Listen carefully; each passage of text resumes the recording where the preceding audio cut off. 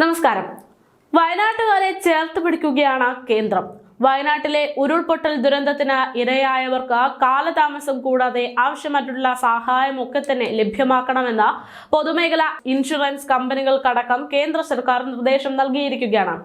LIC national insurance, new India assurance, oriental insurance, United India insurance അടക്കം കമ്പനികൾക്ക് ധനകാര്യ മന്ത്രാലയം നിർദ്ദേശം നൽകി കഴിഞ്ഞു. ഇൻഷുറൻസ് ക്ലെയിമുകൾ വേഗത്തിൽ തീർപ്പാക്കി കൊടുക്കുന്നതിനാണ് കമ്പനികൾ എല്ലാം സാധ്യമായ പിന്തുണയും നൽകേണ്ടതെന്ന് ധനമന്ത്രാലയം നിർദ്ദേശിച്ചു എന്നതാണ് വിവരം.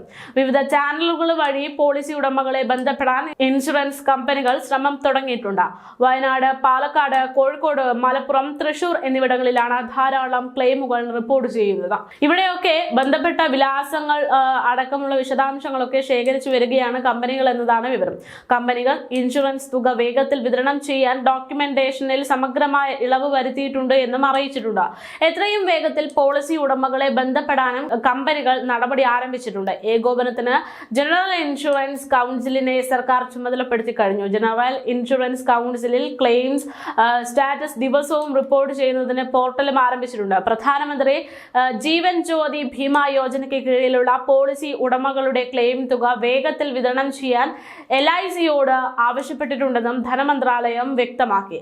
ദുരിതബാധിതർക്ക് ഇളവുകൾ അനുവദിച്ചിട്ടുണ്ടെന്ന് LIC നേരത്തെ തന്നെ അറിയിച്ചു.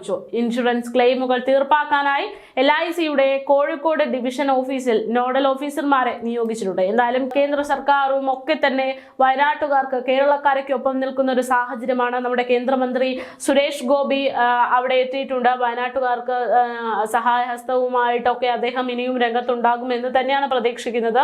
അതുപോലെ തന്നെ നമ്മുടെ വയനാട് ദുരന്തമുണ്ടായ സാഹചര്യത്തിൽ ദുരന്ത ദിവസം തന്നെ പെട്ടെന്നുള്ള കാര്യങ്ങൾ നീക്കാൻ വേണ്ടിയും സൈന്യത്തെ എത്തിക്കാനൊക്കെ വേണ്ടി പ്രധാനമന്ത്രി നരേന്ദ്രമോദി ഉൾപ്പെടെ കേന്ദ്ര സഹമന്ത്രിയായിട്ടുള്ള സുരേഷ് ഗോപിയും ജോർജ് കുര്യനും ഒക്കെ രംഗത്ത് തന്നെ ഉണ്ടായിരുന്നു.